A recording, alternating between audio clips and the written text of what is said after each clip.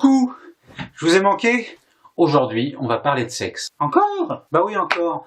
Déjà parce que vous adorez quand on parle de ça, hein, bande de gros dégueulasses. Et ensuite parce que les religieux, eux, pour le coup, ils ont pas du tout aimé. Pendant très longtemps, ils aimaient pas. Ah non, vraiment pas. Et ils aimaient tellement pas l'idée qu'ils ont forcé tout le monde, à une époque, à porter des espèces de grandes robes blanches avec une petite fenêtre, un petit Velux à bite comme ça, hop, et une petite fenêtre à chatte. Et c'était comme ça qu'on faisait l'amour.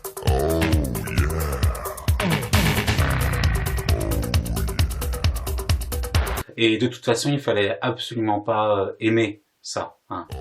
T'aimes ça, hein? Non. Et toi? Moi non plus. Bon, ensuite ils ont quand même mis un peu d'eau dans leur vin, genre le sexe, oui c'est pas mal, après tout c'est Dieu qui l'a inventé, mais c'est que pour faire des bébés. Que pour faire des bébés. Alors d'où ça leur vient ce truc?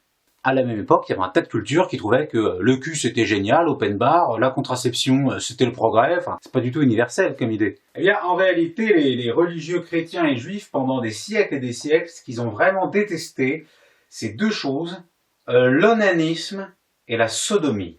Aujourd'hui, l'onanisme, on appellerait ça la branlette, et la sodomie, la sodomie quoi.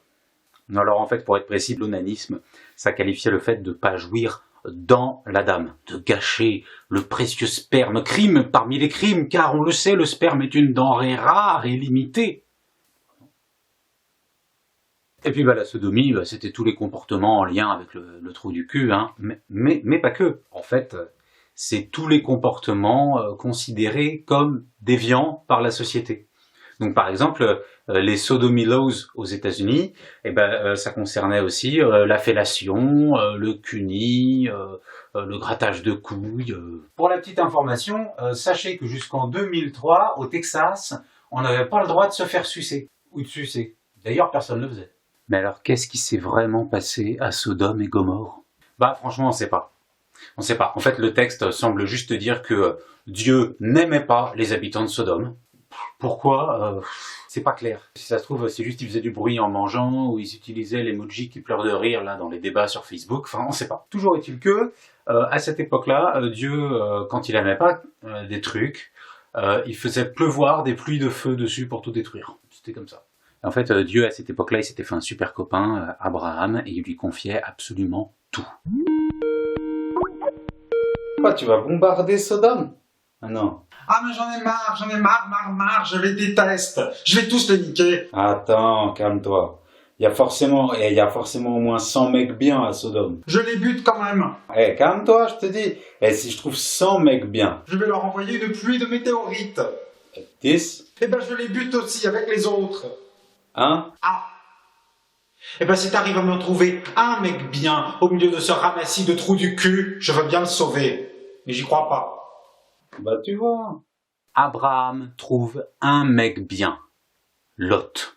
Voilà, c'est moi, Lot. Je mange toujours bio, évidemment. Je crois qu'au fond, j'ai réussi à rester quelqu'un de très simple. Thelma, Madeleine, vous venez m'aider à mettre la table? C'est des vraies petites fripouilles.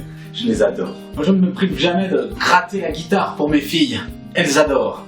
Surtout lorsque je leur joue du Jodassin. Je ne vote jamais pour les extrêmes. Quelles odeurs délicieuses. Végétarien, non, je n'aime pas les extrémistes. Flexitarien, bien sûr. Si tu t'appelles... Alors, Dieu décide qu'il faut prévenir Lot qui va tout niquer. Et du coup, il envoie chez Lot 2 anges. Et comme Lot est un mec bien, il reçoit les 2 anges et puis il leur prépare un petit taboulé. Hyper sympa, quoi. Messieurs, ça vous va tous les deux si je fais un taboulé sans gluten? Non mais ce qui t'arrange, hein, fais simple. Super. À part que les autres habitants de Sodome ont entendu parler du fait qu'il y avait des invités chez Lot, et ils sont venus dire coucou.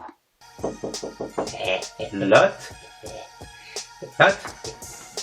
Lot, mon gars, tu veux pas nous ouvrir? Il paraît que t'as des petits invités. Oui, mais j'ai pas prévu du taboulé pour beaucoup, donc on va peut-être rester en petit comité, je pense. Lot, on aimerait bien que tu nous ouvres.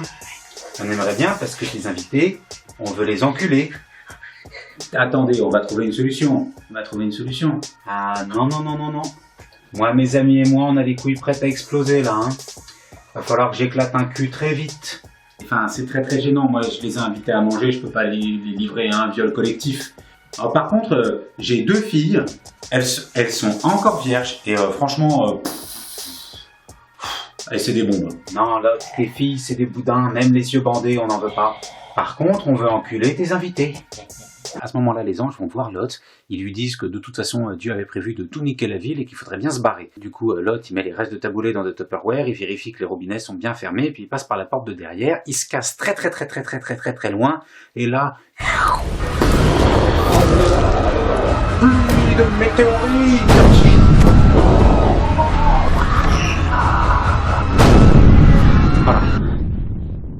Voilà. Ça, c'est l'histoire de Sodome. C'est depuis cette histoire qu'on a décrété que Dieu, il aimait pas les homosexuels. Pourtant, c'est pas si évident. Déjà parce que Dieu avait prévu de détruire Sodome avant que les voisins viennent pour enculer les invités. Donc, le gros truc que Dieu reprochait à la ville, c'est pas ça. D'ailleurs, les premiers prophètes qui évoquent Sodome dans les textes, ils utilisent des termes comme Sodome l'orgueilleuse, Sodome la repue, Sodome l'insouciante, pas Sodome l'obsédé du cul. D'ailleurs, il est même pas certain que les voisins aient voulu enculer les anges, parce qu'il y a des traductions qui disent qu'ils voulaient juste vérifier leur identité.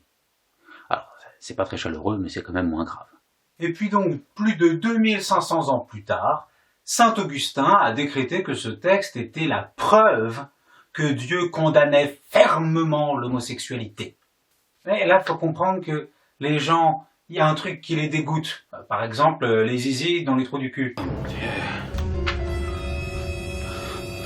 Bon, eh ben, ils vont chercher dans les livres jusqu'à ce qu'ils trouvent la petite légende dont personne ne parlait avant et dont tout le monde se contrefoutait pour dire « Ah ah !»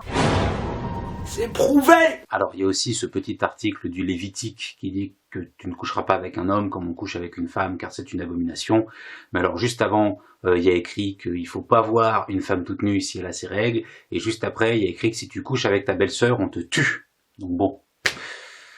Voilà quoi. Alors, exactement dans le même genre, il y a l'histoire de Onan. Onan, c'est un mec... de l'époque d'Abraham, donc il y a vraiment très... il n'a pas existé quoi. Et on raconte que Onan, il était obligé de coucher avec la femme de son frère mort. Il n'avait pas envie de lui faire un gosse, parce que en fait, selon la loi juive à l'époque, tu devais faire un gosse à la femme de ton frère, et ça devenait le gosse de ton frère. Bref, un peu compliqué, mais lui il veut pas. Donc il est là, il est en train de baiser avec la femme de son frère mort, et... Puis au dernier moment, il se dit merde, hop, et puis il fout tout par terre. Bon. Ça n'a pas plu à Dieu, et Onan est mort. Et les chrétiens en ont conclu que ce serait la damnation éternelle si jamais tu te branlais la bite. À part que Dieu a jamais condamné Onan. Onan a déplu à Dieu, puis est mort. Et Onan ne s'est pas branlé. Alors, en fait, Onan, tout ce qu'il a fait, c'est qu'il a refusé une loi juive consistant à faire un enfant à son frère mort. Mais c'est tout. Bien, la vraie question qui compte, qu'est-ce qu'on a le droit de faire aujourd'hui, en 2020, si on est un catholique, avec son zizi? Le quiz du cul. Et bonsoir à tous, bonsoir à toutes, bienvenue dans le quiz du cul. Attention, c'est parti. Est-il possible d'avoir des rapports sexuels hors mariage? Non, évidemment. Est-il possible de se masturber lorsque l'on est adolescent, par exemple? Eh bien non, toujours pas. C'est en effet considéré comme un désordre. Attention, question piège. Peut-on sucer, lécher, pratiquer la sodomie avant le mariage pour rester vierge? Bah non plus, bande de porcs. Peut-on pratiquer la sodomie après le mariage? Mais non, mais vous êtes des cradocs. Nouvelle question. Peut-on sucer, doigter, malaxer, masturber, lécher, mâchouiller, froutouiller, léchouiller son époux ou son épouse? Eh bien c'est oui, mais en prévision du rapport traditionnel qui viendra après. Si vous masturbez comme ça votre époux, comme ça, qu'il finit par faire sur votre épaule, ça c'est non. La pénétration vaginale une fois marié. C'est oui, mais... que si tu restes jusqu'au bout, hein? Peut-on utiliser une contraception artificielle une fois que l'on est marié? Eh bien non. Peut-on utiliser une contraception de type artisanal, en analysant un peu les blancs d'œufs au fond de culotte, là, sur un nuancier de couleur? Eh bien ça c'est oui. Voilà une bonne question. Peut-on varier les positions? Si vous voulez, on n'est pas des sauvages. Si tu veux faire une levrette claquée, c'est pas mon problème. Peut-on pratiquer la PMA au sein d'un couple hétérosexuel marié? Eh bien oui, et profitez-en messieurs, c'est un peu la seule occasion pour vous de vous branler, hein. C'était le quiz du cul, et qu'est-ce qu'on en retient? Moralité, faire des bébés quand on est marié, n'importe comment? Oh oui! Éjaculer ailleurs que dans le col de l'utérus de son épouse légitime? Oh non! Le quiz du cul. Je terminerai en vous livrant un petit commentaire que j'ai trouvé sur un forum de cathos intégristo tarés pendant mes recherches. Coucou, que penser d'un homme qui est agité par ses pulsions sexuelles au point de craquer? Vaut-il mieux qu'il se masturbe ou qu'il viole une femme? Que ferait Jésus? Oh putain, c'est une bonne question ça. Et voilà, j'espère que cette vidéo vous a plu. Si vous aimez la musique, j'ai un groupe, Bisous, le plus gentil groupe de France. Alors si vous vous faites chier, vous avez qu'à aller regarder ce que je fais. Et puis bah sinon, on se dit à la semaine prochaine. Bisous.